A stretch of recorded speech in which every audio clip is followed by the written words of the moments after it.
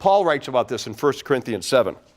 He says, do not deprive one another, except with mutual consent and for a time, so you can devote yourselves to calling your mother back. No. To paying the taxes. No. It's so you can devote yourselves to what?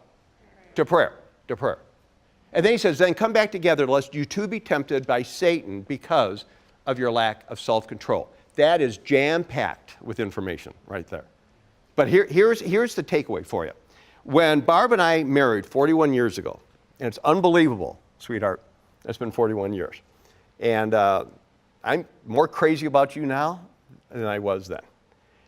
And so when we stepped into this thing called the covenant of marriage, I became your only provision for the physical needs of your life. And Barbie, you became the only one for me. And you are plenty of woman for me. And so when Paul says don't deprive one another, what he is saying is, unless you both agree. And if you do it for a time. And so when we agree, mutual consent, it's never control or power. And it's for a time, it's limited, so that we both know we're coming back into the sanctity of that marriage bed.